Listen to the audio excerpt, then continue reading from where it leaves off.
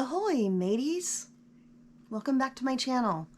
I'm a special needs mother of a 40-year-old developmentally disabled adult son whose day activity group decided to announce to the world they were going to start doing group strip club activity nights.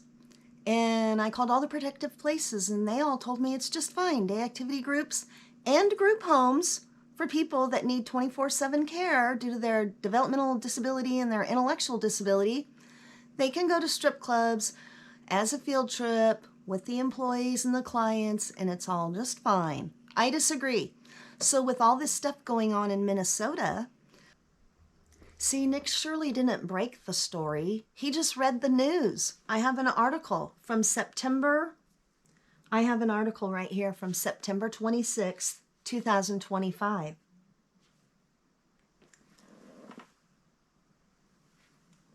So today I'm going to go over I had a ChatGPT write me out a script on this article and to do with what I'm trying to raise awareness about. So, yeah, good for Nick Shirley. He's opening people's eyes, and that's what I'm trying to do. I left a comment on his video telling him, come to Oregon. I thought we were the belly of the beast, but apparently we share that title. So, please share my videos and let's get the word out. You know, these developmentally disabled adults, they have no ability to advocate for themselves. Absolutely none. It's our job as society to protect them. And for me as a mother, that's my #1 job in life. That's my only job in life. He's my son. Do they think for 1 minute that I'm going to let them tell me that they know more about him than I do? No, I'm not, because they don't. A woman came and made a comment on my videos here. She lives in Minnesota. Her daughter is in a group home, and they have made multiple complaints, and nothing has been done. And I thought, you know what, I'm going to start investigating the Minnesota adult providers for developmentally disabled. And so that's what I'm doing. According to Whoops, I can't just scratch my head. According to CBS Minnesota, the Minnesota Department of Human Services has suspended payments to 11 adult disability service providers due to what they call credible allegations of fraud. These providers were operating under Medicaid-funded programs meant to support adults with disabilities, people who are often nonverbal, cognitively impaired, and unable to self-report abuse or neglect. Well, apparently my friends and her daughter have been calling, and they're getting nowhere. And DHS says the alleged fraud involves billing for services that may not have been actually provided. Let that sink in. Actually, that's quite a relief for me. I'd hate to think of these people actually providing hands-on care. Minnesota has been at the center of massive Medicaid fraud scandals. And once again, its disability services, group homes, and vulnerable adults are at the center of it. But here's the part nobody wants to talk about. Every time families, advocates, journalists, or even community members try to dig deeper, we hit the same wall. HIPAA. And let me tell you, I hate HIPAA.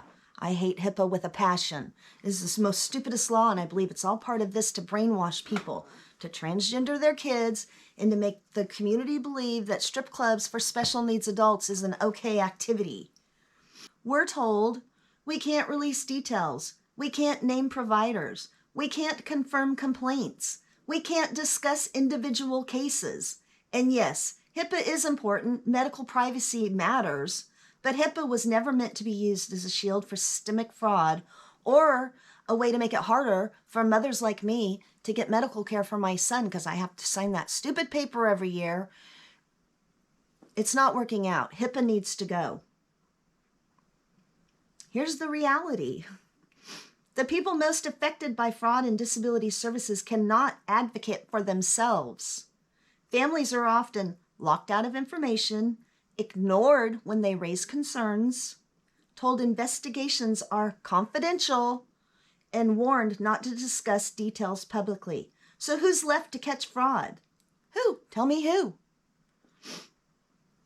Because I was told the same thing. And in my other video, like I said before, I called ODDS, DHS, And I called them on the phone. I have the phone call. And when I called them, they said, well, since if he's not going to that day activity group anymore, we probably can't tell you the outcome of, the investigation. And it was awfully coincidental that the day after I went and signed him out of that program, I get a letter from these people saying, the matter has been taken care of. Thank you for your time. Well, as far as I know, they're all still going to strip clubs. In my videos, I talk about group homes, provider-controlled settings, staff making unsafe decisions, lack of transparency, families being dismissed. Over and over and over, I hear the same thing from parents and guardians. We knew something was wrong, but we couldn't prove it. Well, the thing is even when you can prove it and you call the people that are paid big money out of your tax dollars to care, they don't. This is not a coincidence. That's a system designed where oversight only happens after the damage is done. DHS says they can suspend payments for credible allegations of fraud, but the public, families, advocates, we're told we don't have enough information to ask questions. So how are families supposed to protect their loved ones before fraud becomes a headline? That's what I'm trying to do here on my channel. Open people's eyes to what an actual disability is. HIPAA should protect patients, not protect bad actors.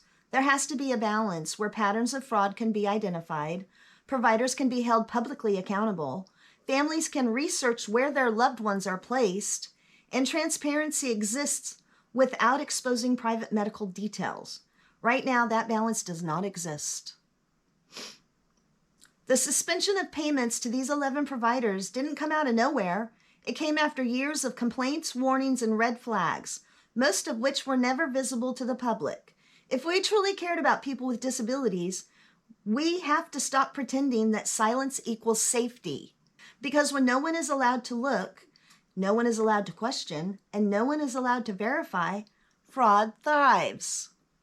And the people who pay the price are the ones least able to speak. Thank you for coming to my TED Talk.